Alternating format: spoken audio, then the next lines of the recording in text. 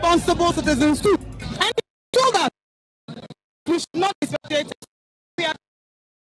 That we will never be spectators. And that we are to do the needful, leave the assets. You heard the Grand Chiefs. Their lands, their assets are all being taken over by these unscrupulous persons in government. It must end and end now. If there's anything that I can say, it is that let's speak truth to power. This state capture must end. This performance must end. Where are all those who bring them in office? I think today they ought to shame themselves. That all they came is to loot, to steal, and to be conduits for corruption of the country before. That must end, and it must stop now. Thank you, and thank you very much for the support. Here is here. I'm delighted that they are covering everything. The TUC's representatives are here, and many other people from all sorts of other trade associations. And that is fantastic. No leader should come and dispose of state assets just because of profit. Thank you. Thank you. So that's Joyce Mokhtar. She is the aide of the vice president of the president. Honorable, I'm back again. We could question to be made strongly for Labadi because it's profitable and continues to. Same cannot really be said for the others, and so perhaps if there's a choice to seek private partnership, it's not really bad after all. Same cannot be said of Rock City. Rock City is also a loss-making entity. Why has Brother Champon not shut down Rock City? Rock City declared losses last year. Their filings at GRA revealed that they made losses, and for that matter, they are not taxes. They made losses. If that is the argument, then Rock City should be shut down. They shouldn't be coming here to buy it. Despite making have hope in this future and be seeking to even expand its business operations. Why should a whole government, an individual has taken that standpoint that I'm making losses now, but I won't shut down my business. I'll even try and expand my business. So government, why can't government, looking at all of its resources, that in the case of the few hotels that are struggling, which really, if you look at the history, they are struggling because of bad management practices. They have appointed square pegs in round holes. In the case of La Palm, the deputy MD, who acted for 6 months, demanded $18,000. I mean, why will La Palm not struggle? If every month of just acting, you want an additional $3,000. So we are where we are because government deliberately tries to run down these state assets so that they buy it. If these state assets are not good for us, they are so bad, they are so terrible, the people in cabinet who are taking these decisions are so hell-bent on having them. So whichever way you look at it, look, change the management in the case of the few hotels that are struggling. And the Labadi model is there for us. We're struggling under us. We brought in new management, the South Africans, a company called Legacy. They then worked for 10 years, trained. So you believe that should be the way forward instead of selling stakes within the Exactly. Don't sell it. I mean, look at SNIT's own contradiction. If SNIT is really concerned about assets that are not performing, it should have started at STC. STC is the biggest loss-making SNIT investment. Every year, according to the senior report presented to Parliament, STC is making losses of 32 million Ghana cedis on the average. And yet, nobody in cabinet is interested in STC. That should tell you that this is not about trying to salvage. They have seen the profitability, they have seen the goodwill, they've seen the brand recognition, right. And they just want to have it for themselves. Right. I have about 3 more questions in relation to this.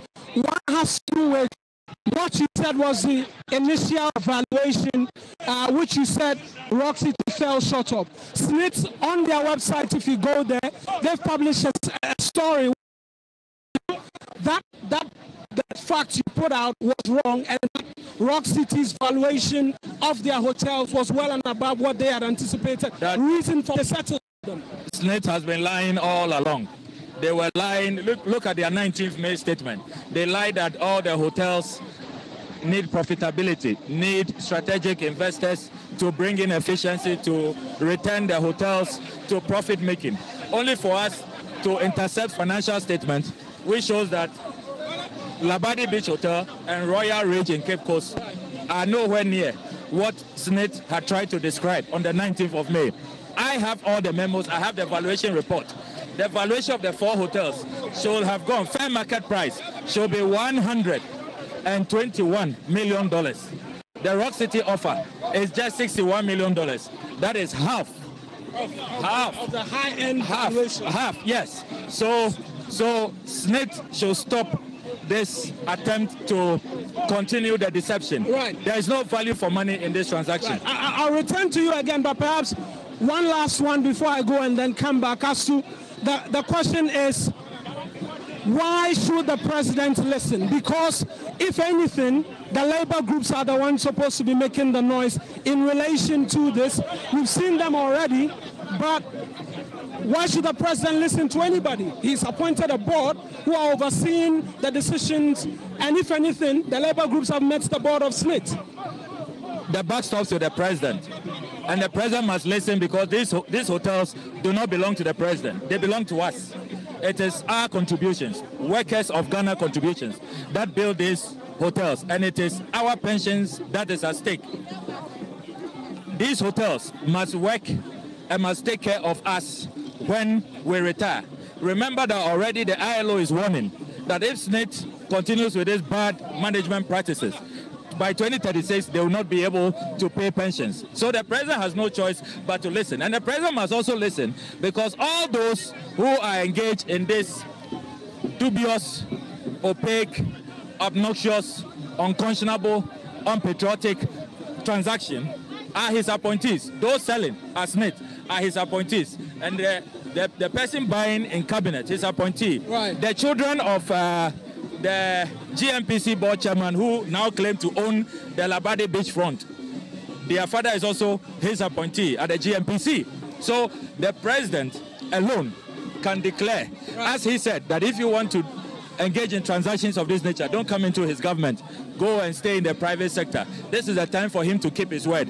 The president must show to us that he means what he says, and he says what he means. Right. So we insist that only the president can resolve this quagmire. He should announce today that they are backing out of this transaction, because it is inimical, it is detrimental to our national welfare as a collective. Right. Honorable, I'll return to you again on the private members bill and the progress so far, but let's keep it going. That's the lead convener of the protest, the Honorable Samuel Okudzeto Ablakwa, who's the Norton Member of Parliament. Let's speak to one individual as well, who many make the argument that is headed towards Parliament come December 7, that's Adam Agbana. Adam, many thanks for as well joining us live on TV3 and on 3FM. You've thrown your heart in this particular protest. The case has been made, and made quite strongly, in terms of how bad all of this is, but what for you really sticks out after seeing all of the details?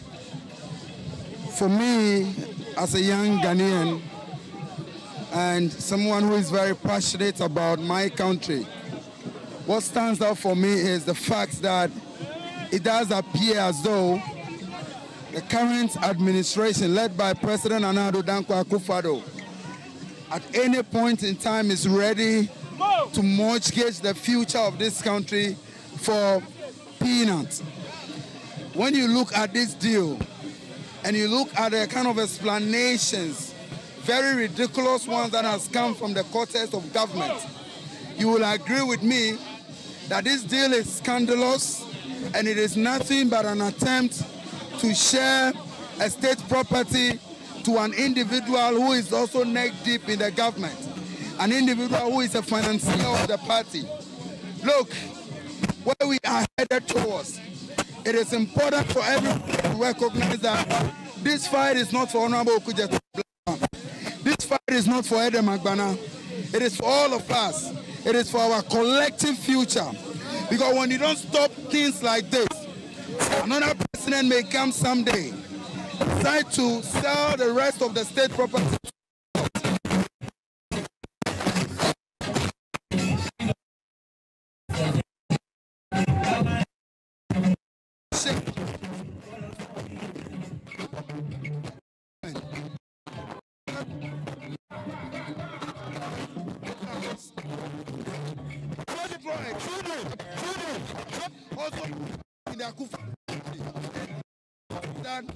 They are going, is going. If we are not complaining, if we are not fighting, tomorrow we will wake up and we don't have a country at all. And that is why, as a young man and as the voice of the people, I have decided to give it my all and be part of this struggle. Right, Adam, thank you as well for speaking to us. Let's speak to the MP for La as well, find out from her. Madam, you're live on TV3 and on 3FM. We went past the hotels, we've gone past the trade fair. Some say is of very great significance, also been sold. The place has been demolished, it's lying fallow. Does that concern you, considering that a hospital as well was demolished in your area, but now it's being put up? Putting all of this together, how does it make you feel in terms of the handling of state assets by this administration? I'll say I'm highly disappointed, because as a government, you are the assets of the people are put in trust with you. And if you start selling everything, taking over everything, what do you expect the people to do? Like you rightly said, look at the trade fair. If you knew you were not ready to develop it, why did you pull people's businesses down? And today people have gone home and they are hungry. They cannot fend for themselves. Look at the La General Hospital. Everything was not bad there, but you decided to pull down everything. Over 3-4 years down the line, you are now at the foundation level. The people have died, we have lost lives, we have lost livelihoods. And look at now the hotels that we have, where some of our people are working. Today you are telling us you are selling those hotels, and that cannot be. We will not be spectators. We are citizens of Ghana, and we are demanding that government will retract from the sale of these hotels, because these hotels are making profits. They have employed people, and we don't think government has the right to sell. And it is a conflict of interest, because the person trying to buy the hotels is a minister of state. And so if we have given you our properties to take care of, and you decide to sell it, then what next? We all contribute to SNIT, and SNIT has not consulted anybody on the sale of these properties or hotels. And so we are calling on SNIT that as contributors to the SNIT fund, we say no to the sale of these hotels, no to the sale of these hotels, because some of them are making profit. If they claim some are not making profit, what measures have we put in place? Because the government has put in board members for these hotels. And so what advice are these board members also giving to the management of the hotels? And so today, the good people of Okudzeto, the chiefs and elders, you can see the traditionalists, everybody is on board. And we said no to Nana Addo and his cronies, that we will not sit down for him to take over all our properties.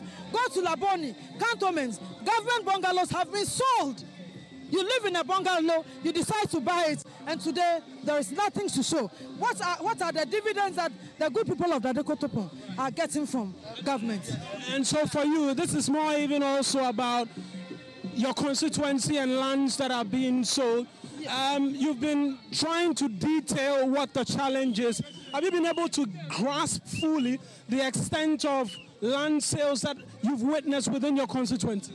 I would say we have a space where the license office area is supposed to be the energy city. But as we speak, they've driven all the people away. They've built houses at Kwabenya for the police over there, and they've taken them away. What is government doing with those lands? We know that government has taken over these lands without the consent of the people of Okudzeto. For whatever use you acquire a land, when you are not in need of it again, it should revert back to the owners. But we don't see anything like that. And there are a couple, even look at the Bema camp area. For that one, I wouldn't want to talk about it now. But government has not dealt well with the people of Okudzeto. Even the lands that they have taken, the dividend they are supposed to give to us, they are not giving us anything. And so, for us in Okudzeto, we know they came to loot and to share whatever properties we have. And so we are not going to sit down. And we are making sure that we, the people of Okudzeto, will vote them out. Ghana is not for them. Ghana is for Ghanaians, and we are all Ghanaians. Therefore, we say, Nana Addo and his MPP, take your hands off the properties of Ghanaians. Thank you. Lastly, we'll be on the hospital. We've seen work has started. We got the indication that they are planning that before the close of this year, even before the elections, the OPD can be open to begin to administer healthcare services. Does that give you some assurance?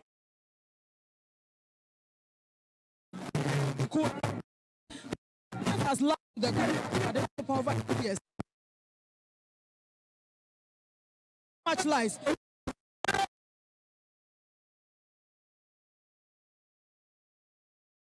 Come and tell us those lies. They said by October, November, the OPD will be ready. Seeing is believing. For now, I don't believe an iota of that. Until we are now at the foundation level. I visit them.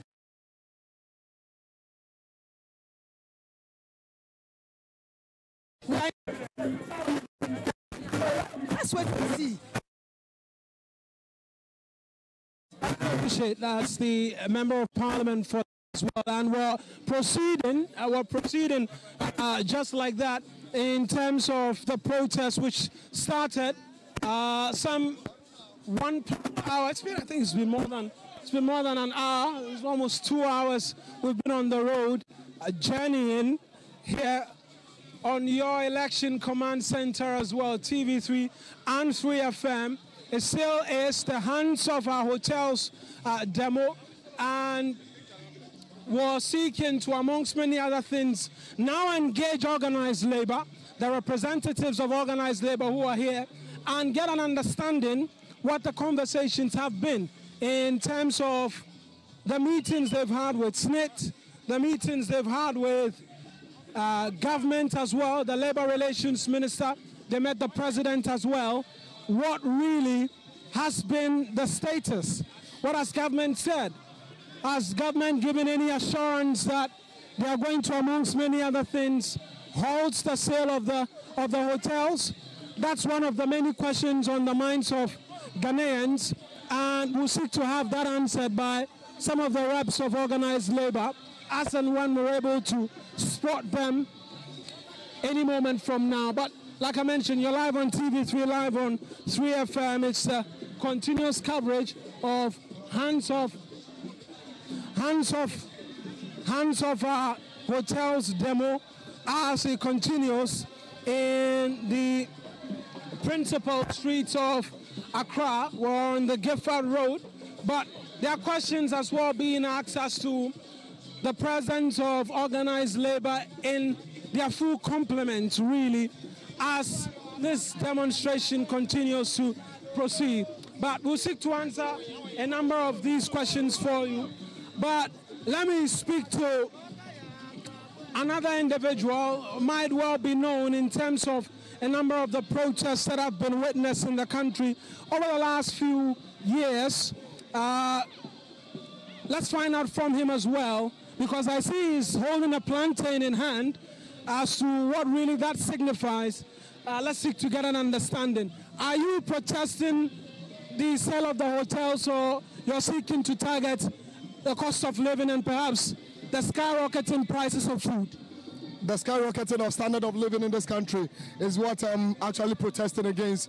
Well, this president we have, Machiavelli, promised Ghanaians that we are going to see, a very soft life, that Ghanaians wouldn't be more taxed. But as we speak, since 2017 on the 7th of January, when he was sworn in up to date, Akufo-Addo has imposed more taxes on Ghanaians than any president in the history of our nation. Akufo-Addo promised Ghanaians that he has a policy called Planting for Food and Job.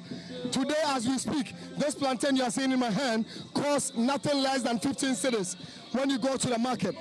When you go to the hospital right now, the free maternal care and healthcare services that they promise is in shambles. As we speak, year of roads that the president promised the people, our roads are super bad. And in fact, we're going to make all the roads that they to construct,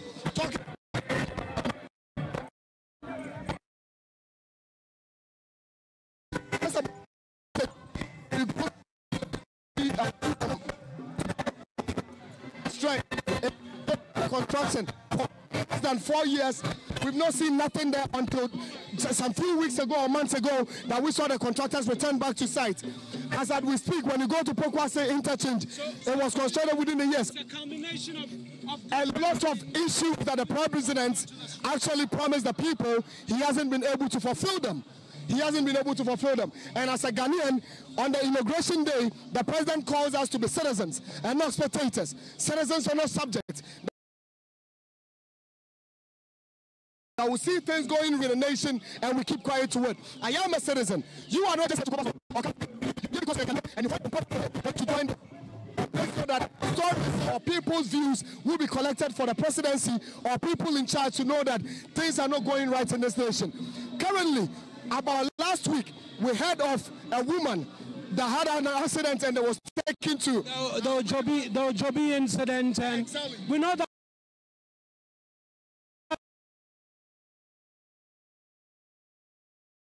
there are investigations on clear that it's a myriad of issues which is bringing you onto the streets. And with 6 months to the elections, what will be your expectation after this protest? You expect that things can begin to change for the better? My brother, let me finish with what I was talking about, this woman's incident. You said investigations are still ongoing. My colleague, a brother, Oliver Bakavamo, made a statement on social media, and he was arrested and charged treason, okay, which is a first-degree felony offense in this nation. As we speak, we are still going to court for 2 years. Tell me, Oliver was in prison for 35 days. That person who ordered for that woman to be carried, for her to lose her life, is supposed to be behind bars as we speak, so that whatever investigation it is that needs to be carried on needs to be carried out. Now let's get back to whatever the question you asked.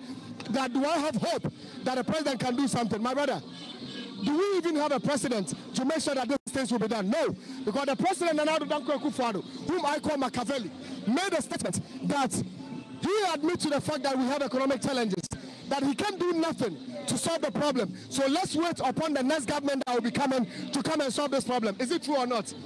Why are we still paying the same person with our taxpayers' money? Why is he still being seen as a president that has been taking care of the taxpayer, the vulnerable Ghanaian out there? We don't have a president.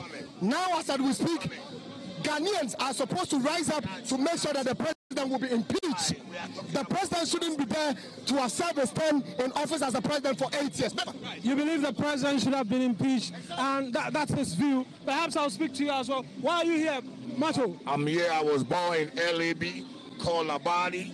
You know, I came from the root of Labadi, from Nkrumah, and the one brought Nkrumah, Kwaje, is my uncle, and Biodote Thompson is my uncle, and Yomobi Akono is my uncle, and Olenu, the former Prime Minister, British Columbia, is my family man. So all I'm saying is, we've been robbed.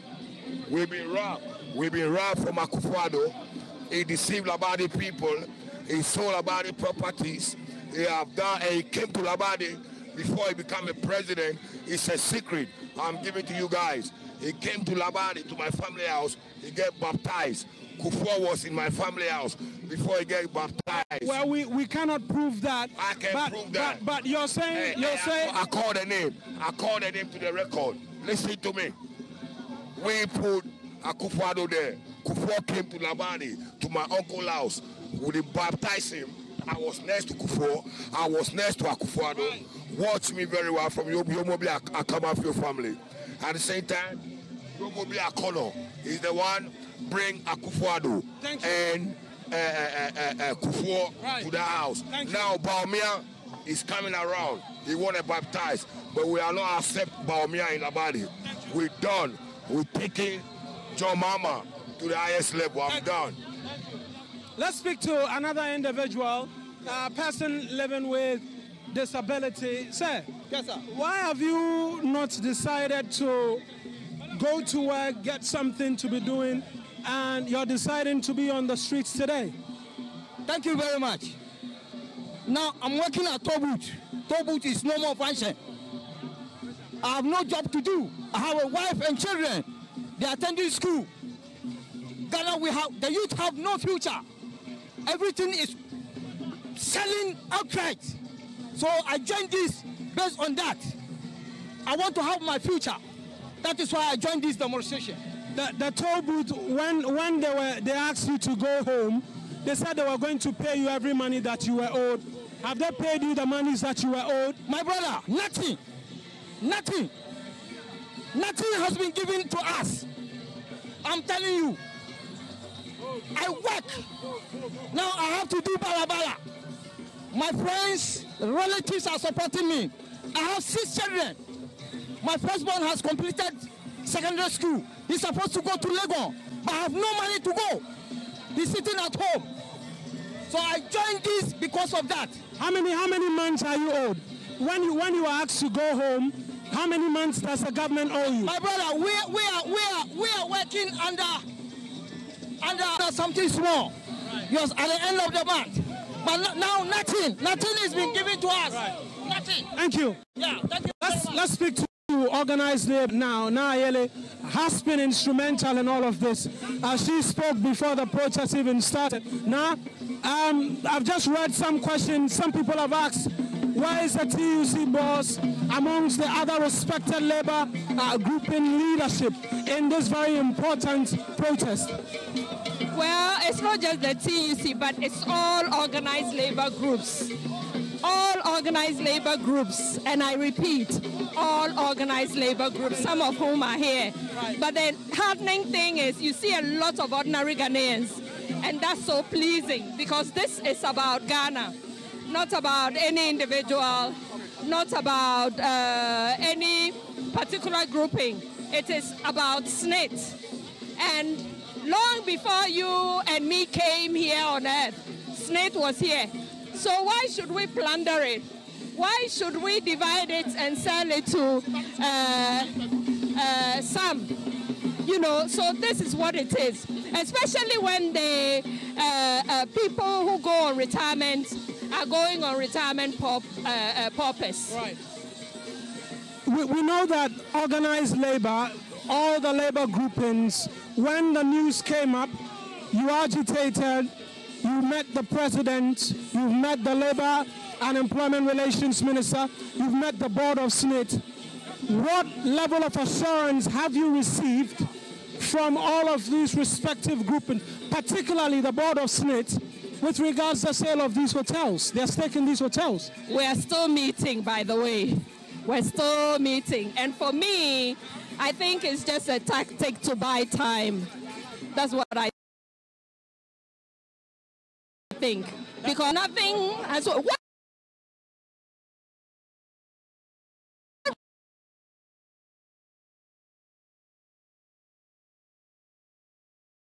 Organized labor is demanding is let's stop any of that happen. That you make that it's the case of the point you make that all of that is delay tactics. You feel it's delay tactics to see through the sale or delay tactics, and then in the end they decide to abrogate the sale. You know, the good thing is that the whole of Ghana is here, and the whole of Ghana is watching, and the whole of Ghana will hit the streets when there is need to. And for us in labor, we do what we know how to do best, demonstrate, strike. So I'm sure if organized labor leadership will have to take a decision when it gets there, they will. When it gets there, they will. We'll interact again shortly as to the expectations of the president. Thank you for speaking to us. That's Nayeli. She's with organized labor. They are here as well, fully represented. Makes the case that it's not just the TUC or CLOCSAG or the Ghana Registered Nurses and Midwives Association or the Federation of Labor, but it's an amalgamation of all of labor.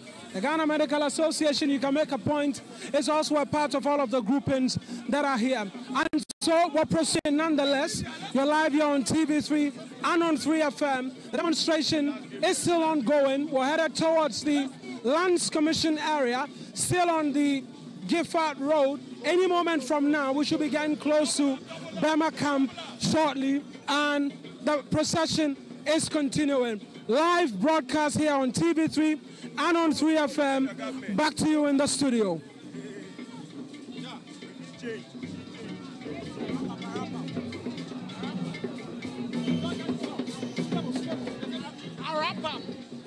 Listen.